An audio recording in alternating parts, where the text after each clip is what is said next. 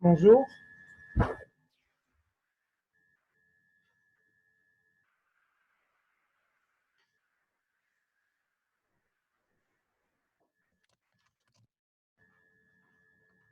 Bonjour, bonjour.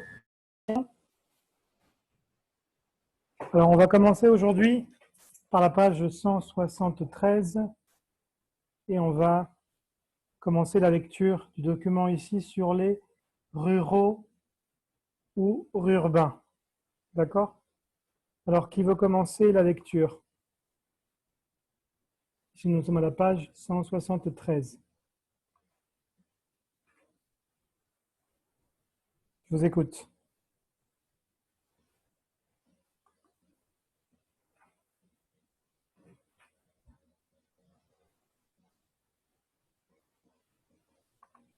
Les urbains dans la ville archipel. Un pied à la campagne et l'autre en ville. Les urbains sont en croissance constante. De plus en plus ruraux, ils sont même obligés de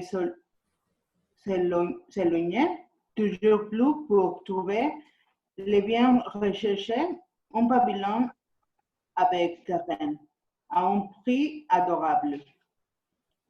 Chaque matin, après avoir déposé les enfants à l'école, ils se rendaient à leur lieu de travail via une aire de covoiturage ou le métro, avant de rentrer le soir après quelques embouteillages, Oui. revoir les vaches du champ voisin. Les urbains apparentent le plus souvent à une classe d'actifs plutôt jeunes et aux revenus moyens dans les centres-villes, entre les plus pauvres qui habitent les logements sociaux et les plus riches qui pouvaient se mettre à vivre là. La métropole de Rennes a inventé le concept de ville archipel. Chaque ville de la périphérie dispose de services et d'équipements indispensables à son autonomie. Par exemple, le Rennes Logis à Rouen, l'air libre à Saint-Jean de la Lande sont des centres culturels avec une programmation de choix toute l'année. Autre point positif, la configuration des lotissements, les bois terminent souvent en parking ou en impasse, a des conséquences sur le mode de vie. Tout petit, les enfants se retrouvent sans grand risque autour des panneaux ou des heures de jeu avant le dîner. Pendant que les parents s'échangent tondeuses ou charbon de bois pour le barbecue dès les premiers beaux jours. D'accord. Ok. Très bien. Ça va ici, vous plus ou moins, je pense que c'est clair plus ou moins, ou vous avez des problèmes ici? C'est plus ou moins clair. Dites-moi, c'est clair au moins le vocabulaire?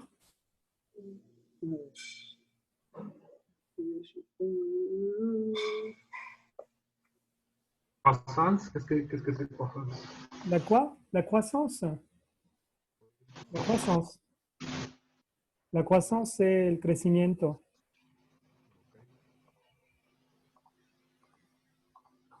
D'accord? Oui, d'accord, merci. De rien. Alors, si vous voulez, on va passer aux questions. On va passer aux questions ici, l'activité 5. Qui veut me lire ici les questions?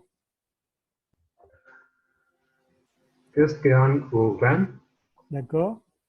Qu'est-ce que la ville archipel? A ver, la B, c'est de quelle ville française parle l'article? L'article, oui. Ouais. Et C, qu'est-ce que la ville archipel? Une Archi- ville sur une île, une ville isolée des autres, un ensemble de villes autonomes. Autonomes. Ah, alors, ici, alors, donc, qu'est-ce que vous proposez pour la question 5, l'activité 5 donc? Qu'est-ce que vous proposez? Attendez, je vais partager avec vous l'écran. Je vais mettre avec vous l'écran, attendez. Toc, toc, toc. Ici. Alors, donc ici, nous sommes à l'activité 5. 5, pardon.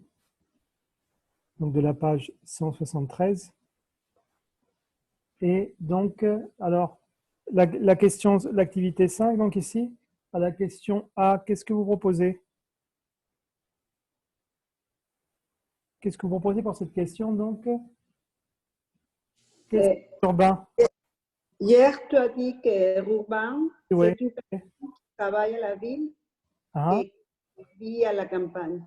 voilà, c'est ça. Ce sont des personnes, effectivement. Donc, je vais l'écrire ici. Un urbain est une personne qui travaille en ville et qui vit à la campagne. C'est ça. Ah, très bien. Ça va?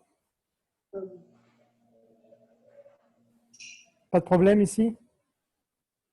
Non? Non? Pour la B, maintenant, on nous dit de quelle ville française parle l'article? Alors, c'est quelle ville? Ville archipel. Oui, mais c'est quelle ville? Ah, Ça, c'est le concept. Et c'est de quelle ville? Rennes? Rennes. Oui. Rennes. Dans l'article, oui. L'article parle de la ville de Rennes. Effectivement. Très bien. Alors, qu'est-ce qu'une ville archipel?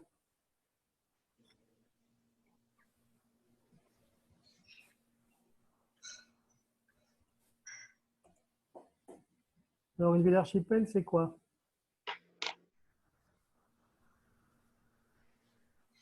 Qu'est-ce qu'une ville archipel?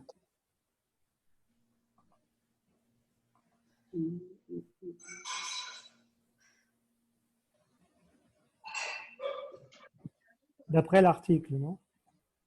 Vous avez ici trois définitions. La ville de la périphérie dispose de services et Oui, mais ici, vous avez trois options. À l'activité 5, le petit c, on vous dit qu'est-ce qu'une ville archipel et des options. Vous avez, c'est une ville sur une île, c'est une ville isolée des autres, ou bien c'est un ensemble de villes autonomes.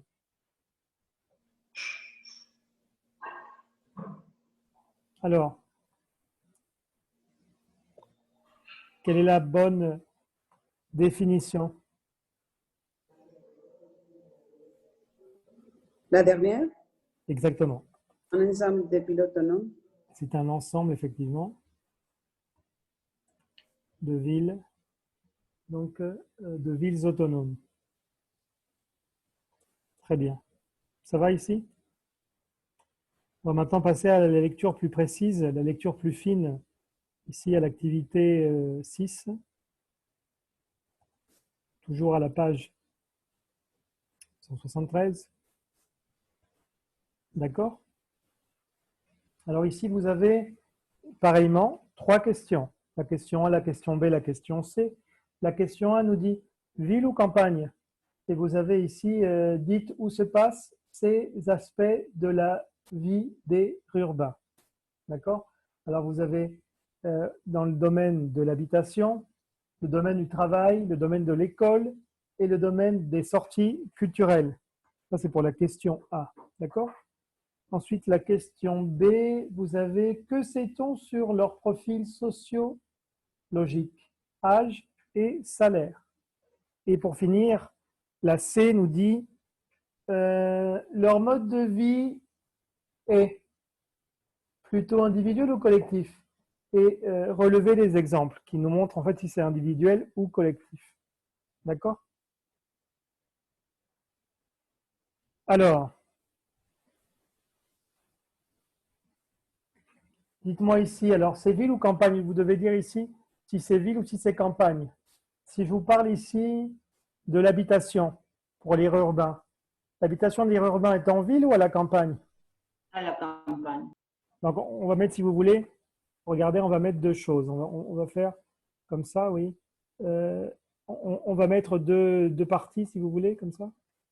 On va commencer par dire à la campagne. Pardon, comme ça. À la campagne. Alors, à la campagne, vous avez effectivement bien l'habitation, puisqu'ils habitent à la campagne. Donc, l'habitation, effectivement, est à la campagne. Très bien. Natalia está pidiendo permiso para entrar. OK.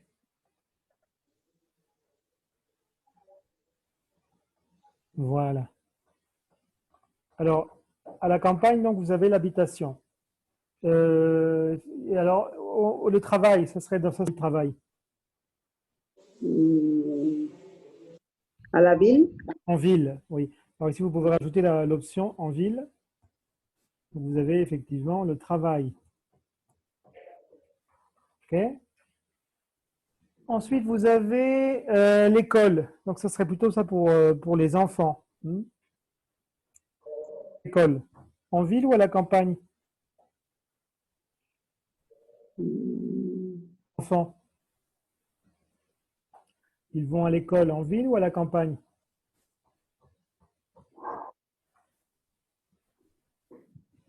Regardez bien le texte. Je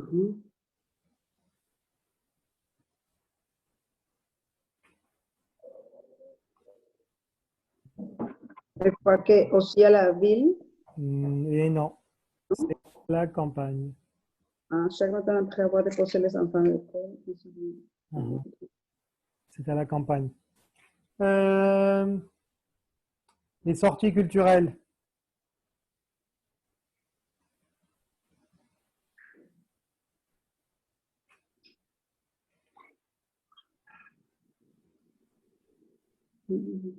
Pardon, campagne, si vous voulez dire l'école ici, pardon.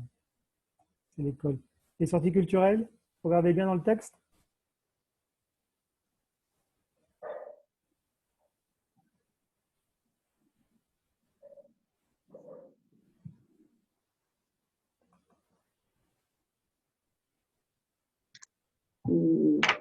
À la campagne. Exactement. Donc en fait, si vous voulez, la vie d'ire urbain est simple. La seule chose qu'ils font en ville, c'est travailler. D'accord? Donc les sorties culturelles, effectivement, elles se font à la campagne. Très bien. On va mettre ici sortie culturelle, comme ici c'était au singulier, on va le mettre au singulier pareil. D'accord? Bien. Alors maintenant, ça c'était pour le petit a. D'accord? Ça c'était pour le a. OK? OK. C'était pour le a. Le petit a. Et le petit a, eh bien, vous avez ici, on nous dit alors, quel est leur profil sociologique? Et vous avez donc par rapport à l'âge et par rapport au salaire.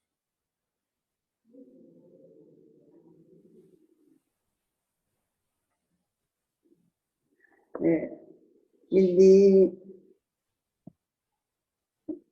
plutôt jeune et au revenu moyen. Voilà, c'est ça. Donc, ce sont des actifs, effectivement. Ce sont des actifs plutôt jeunes, effectivement, et au salaire, effectivement, vous m'avez dit, au salaire moyen. D'accord?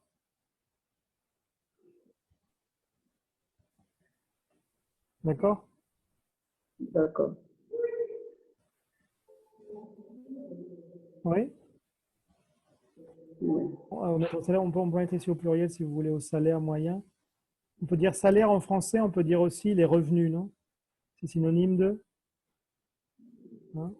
pour moyen.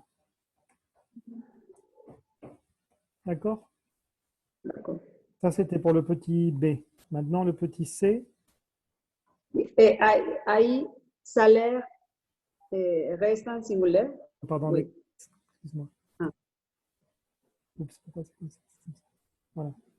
Pour le petit C maintenant, on nous dit leur mode de vie. Non, ça on l'a. Non, attendez. Oui. Leur mode de vie est plutôt individuel ou bien collectif?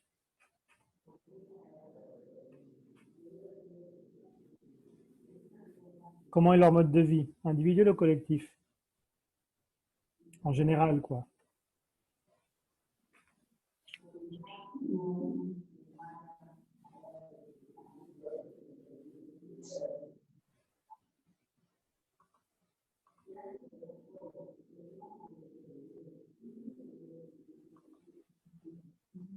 Collectif. Effectivement, oui. C'est ça. Ils ont plutôt, oui, un mode de vie. Comment tu décides ça? Comment? Comment tu sais Ouais, que justement, c'est c'est par rapport aux exemples du texte. Quels sont les exemples du texte qui nous montrent que leur mode de vie est plutôt un mode de vie collectif? Parce que Et ici, tout petit, jugeait de basket. oui, ça, alors, il y a des enfants qui jouent ensemble. Et puis, ah, ok. Mhm. les enfants jouent ensemble.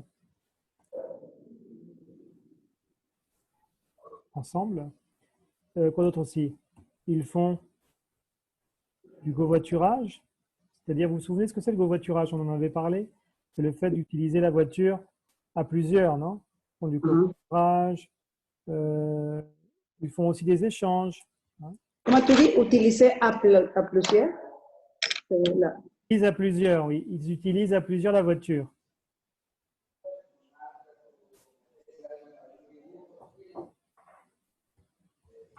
Ils utilisent à plusieurs une même voiture. D'accord? Ils font aussi des échanges. Exemple qu'ils font des échanges. Par exemple, euh, ils échangent des tondeuses.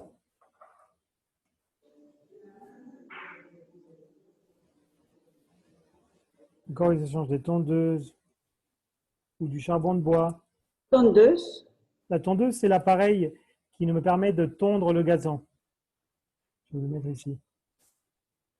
Il faut que quoi?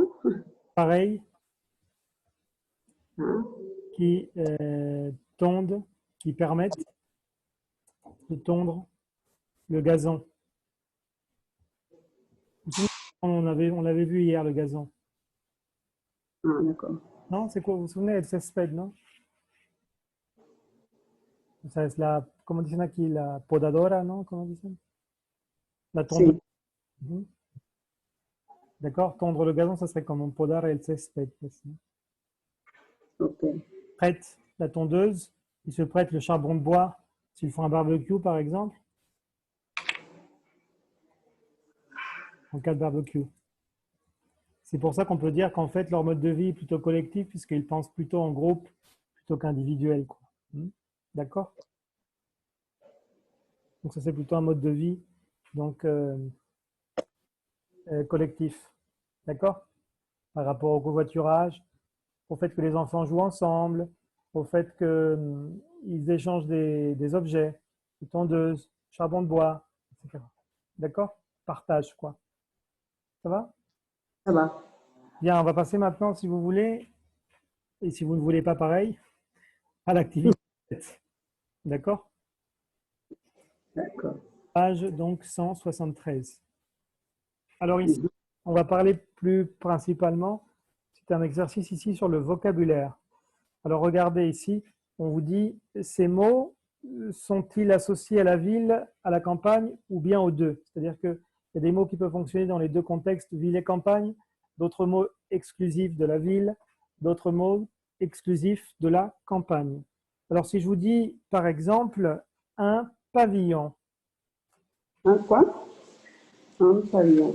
un pavillon, vous avez euh, un terrain, une ligne de métro, un embouteillage, etc. Ujú. Alors, vous devez définir donc ici donc quel est le contexte si on parle ici plutôt de la ville ou de la campagne. Si je vous dis un pavillon,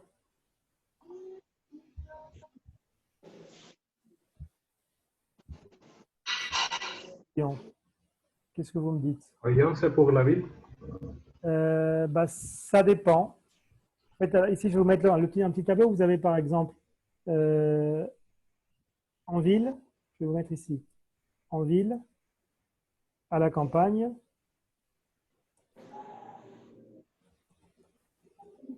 et ici vous avez la troisième option, en ville ou à la campagne. Ce qu'il y a, c'est que ça dépend. Dans les grandes villes, en général, ben, un pavillon, c'est plutôt à la campagne, mais ça dépend. Il y a des villes qui sont moyennes, où il y a des maisons aussi dans les villes, dans certaines villes. Un peu comme ici à Hermosillo, par exemple, vous avez des pavillons ici à Hermosillo. Un pavillon, c'est une maison. D'accord? Hermosillo, c'est une ville, et vous avez des maisons aussi, des pavillons. Donc en fait, ici, si vous voulez le concept de pavillon, ben, vous pourriez l'avoir dans les deux contextes, en ville ou à la campagne. C'est plus naturel, plus normal, peut-être plus facile à la campagne, mais dans certaines villes, il existe des pavillons. D'accord? Pe- Pero puede ser cualquier tipo de casa o cómo.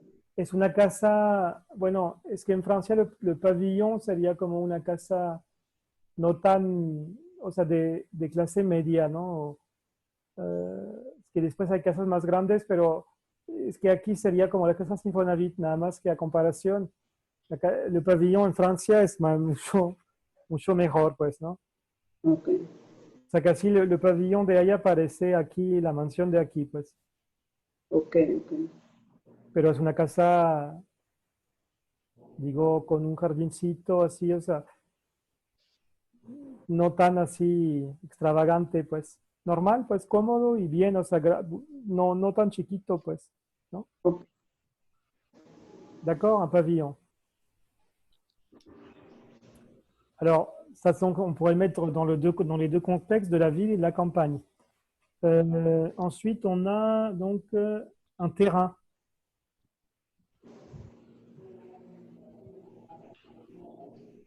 Ça peut être pour les deux. Ça peut être pour les deux, effectivement, mais pensez bien à la densité de population qu'il y a en France. Ce serait plus normal un terrain d'utiliser dans quel contexte? C'est vrai qu'on pourrait l'utiliser dans les deux. Mais À la campagne. à la campagne. Ok. Mhm. Ensuite, on a le concept de ligne de métro. Ah, pour la ville. Sí. Ah, sûr. Oui.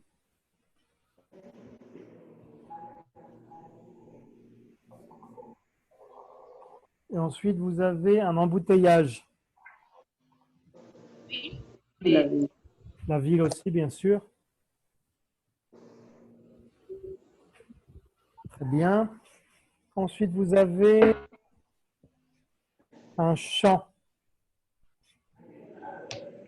Campagne.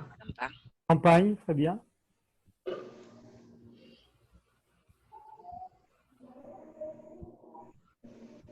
Ensuite, vous avez un logement social. La ville. Alors, c'est vrai qu'il y a en ville, mais il peut en avoir aussi dans les deux, en fait. Ça pourrait être ici. C'est plus souvent dans la ville, mais il y en a aussi à la campagne, un logement social. Logement social sería como, pues ahí como tipo el Infonavit, ¿no? Ok. Lo más bajo, pues. Ok. Algo más como una comunidad, como una vecindad. Tipo. Como que no tienes a dónde ir, por ejemplo, y te prestan, o no te prestan, te rentan, pero un costo muy bajo, pues.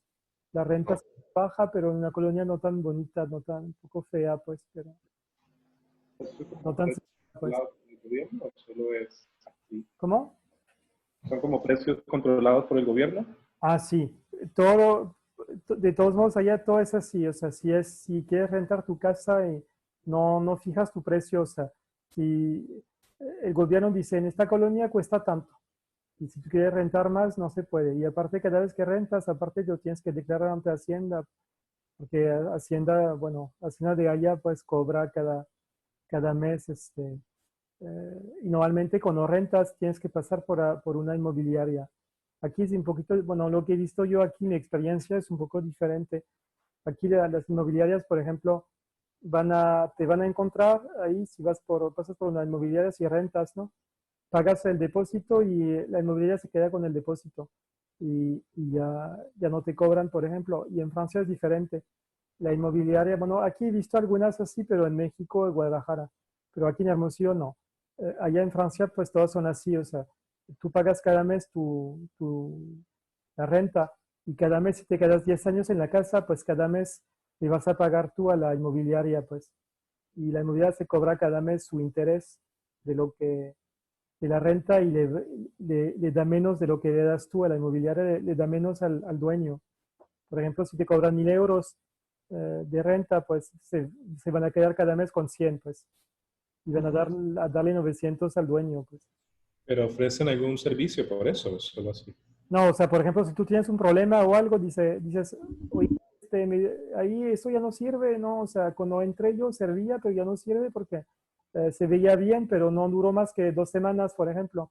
Pues la inmobiliaria tiene que responder y presionar al dueño para que mande a alguien para reparar las cosas y tú no pagas nada. Aquí, por ejemplo, me ha pasado a mí que la casa se ve muy bonita y entras y no sirve la mitad de las cosas y te dice el dueño, pues arreglátelas, pagaste, pues ni modo.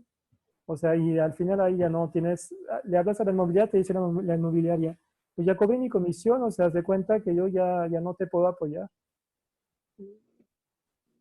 Pero en general, bueno, esos son casos extremos, pero en general, cada mes, o sea, tú no tienes problemas, pues tú vas a ver a la inmobiliaria y le haces depósito a la inmobiliaria, ni conoces al dueño nunca, pues. Cada mes, tú, si tienes algún problema, le hablas a la inmobiliaria y inmediatamente responden. Pues. Así es. D'accord? D'accord. Bon, alors ensuite, on a Lotismo. un lotissement. Alors, le lotissement, ça serait dans quelle option?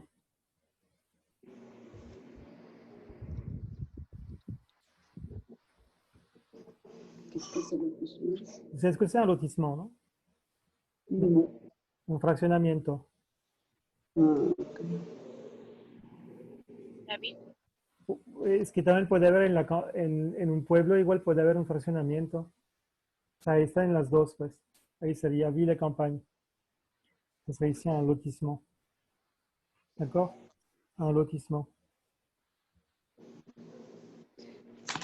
D'accord? Es que al concepto de campaña, o sea, es más bien así, o sea, que no hay tantísimas casas, pero sí puede haber fraccionamientos, sí puede haber, o sea, Y sí, yo me había pensado como que era así como, bueno, como un pueblito aquí, vamos a suponer. sí, pues un pueblo. Ok, ok. Ujú. No en todos los pueblos hay fraccionamientos, pero pues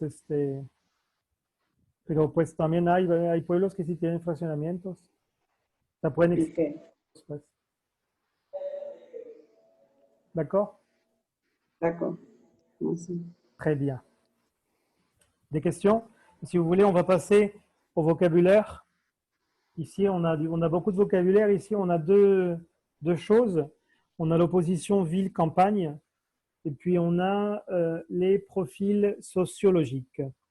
Alors, regardez ici, donc, ville-campagne. Ici, on a qui veut lire ici la première partie, le premier encadré ici sur la ville et la campagne. Rural, urbain, un champ, un lotissement, Ah, une métropole, mhm. la périphérie. Très bien, pour la périphérie. Alors, qu'est-ce qu'on pourrait rajouter ici dans cette série? Alors, c'est donc dans la série vocabulaire. Donc, ville-campagne. El covoiturage. On peut rajouter, oui, si vous voulez, oui. Le covoiturage. Oui, d'accord, très bien. Quoi d'autre? Le pavillon. Le pavillon, oui. Quoi d'autre? On pourrait dire aussi, je ne sais pas, par exemple, le centre-ville. Como que el centro, non? Le centre-ville. Quoi d'autre? Qu'on a vu aussi tout à l'heure ici, un terrain. Mhm. Quoi d'autre? Parce que dans le tableau, une ligne de métro. No, métropole. Ah, Ah, comment? métropole. Quoi? Ah, métropole qu'on le rajoute, tu veux dire? Non, Oui. pero ya está en el vocabulario. Ah, oui, oui, ya lo vi. Ya está. On pourrait rajouter aussi, bien sûr, bah, tout ce qu'on a dans le tableau, en fait, non? Un embouteillage. D'accord? Et puis aussi, bien sûr, un logement. Un champ, c'est déjà écrit. Donc, bah, c'était plus ou moins réécrire tout ce qu'il y avait dans le tableau, en fait. Grosso modo, pour cette série. La deuxième partie, alors, on a la série qui s'intitule donc les profils sociologiques.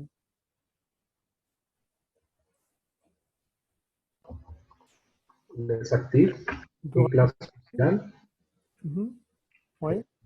un logement social et un revenu. Mhm. Très bien. Alors, qu'est-ce qu'on peut rajouter justement en parlant de revenus? On peut ajouter un revenu faible, ou alors si c'est pas faible, c'est un revenu moyen, ou bien un revenu, si c'est vraiment le top, ce serait un revenu élevé. D'accord? Ça va?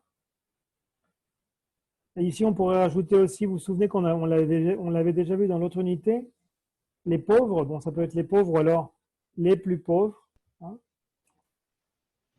Les plus pauvres, on pourrait dire aussi ici, La pauvreté, les plus démunis. Oui, alors ce serait la pauvreté. pauvreté, pardon. Effectivement, ce serait ici la pauvreté. Mhm. D'accord. Quoi d'autre? On peut avoir ici les plus riches. Ou alors on pourrait dire aussi les plus aisés. Hein, c'est la même chose.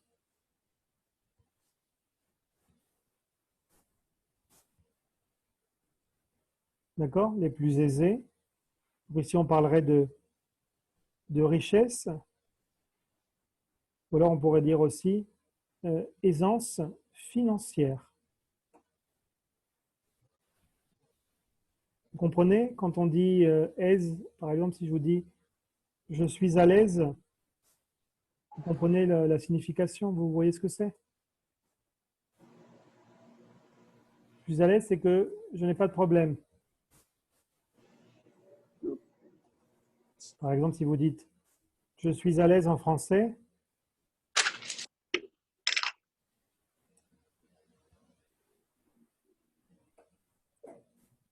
vous dites je suis à l'aise en français, c'est que tout va bien. Vous n'avez pas de difficulté. D'accord? Quand vous dites à quelqu'un, vous recevez un invité chez vous et vous allez lui dire à votre ami, par exemple, mets-toi à l'aise. Ponte cómodo. Non? Mets-toi à l'aise. Donc, c'est pour ça que quand on dit que d'une personne qui est une personne aisée, une personne qui ne bataille pas, qui n'a pas de difficulté financière dans ce sens-là. D'accord?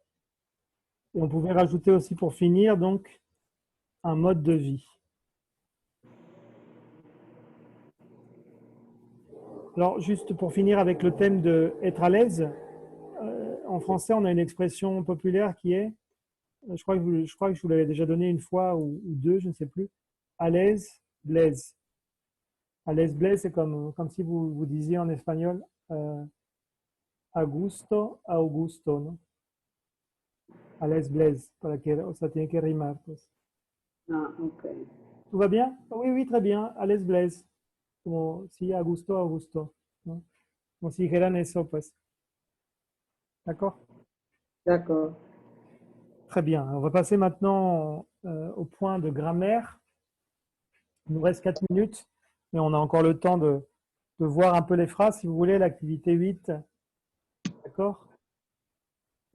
L'activité 8 de la page 173 toujours. Alors ici, vous avez, regardez, 3 phrases.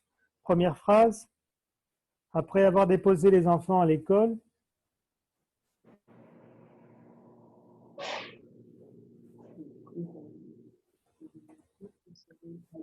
pour avoir déposé les enfants à l'école, ils se rendent à leur lieu de travail.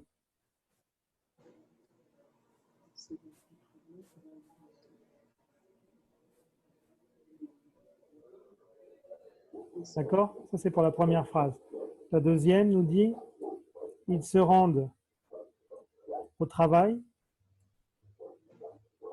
avant de rentrer le soir, revoir les vaches. C'est pour la deuxième phrase. La dernière phrase nous dit, les enfants se retrouvent avant le dîner. Alors ici, on a dans chaque phrase souligné l'action qui se passe en premier. Ici, quelle est l'action qui se passe en premier? Dans la première. Il se rendent à leur lieu de travail. Non. La première action, c'est Para l'école. déposer les enfants. D'accord? Ça, c'est la première action. Avoir déposé les enfants. D'accord? Parce que c'est justement à déposer les enfants. D'abord, premièrement, ils vont travailler. Non? Deuxième phrase, la première partie.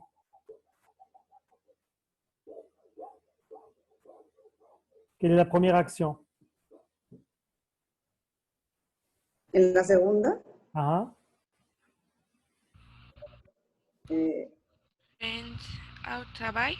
No, rentrer le soir. no. non.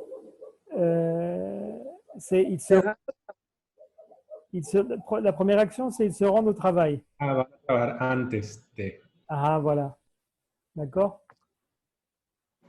Et dans la dernière, les enfants se retrouvent avant le dîner. Quelle est la première action? Se retrouve. Là, ils se retrouvent et après se retrouver, ils vont dîner. D'accord? Oui. Pour la première question. La question B nous dit, quelle structure utilise-t-on? Relevez les bonnes réponses. Alors, on a après, avant, avant deux, et vous avez non, vous avez infinitif, vous avez infinitif passé. Alors, avec après, qu'est-ce qu'on va utiliser avec après? Infinitif passé. Regardez bien. C'est infinitif passé, voilà. Plus infinitif passé. Vous voyez qu'ici, on a. Qu'est-ce qu'on serait faire avec infinitif passé? C'est comme on le fait quand vous dites ici, después de haber dejado, ¿no? Uh-huh. O sea, nada más que aquí dicen ustedes después de haber. Nosotros no decimos después de, sino después haber dejado, sin de, pues. Pues eso es après plus infinitif passé. Ensuite, vous avez avant.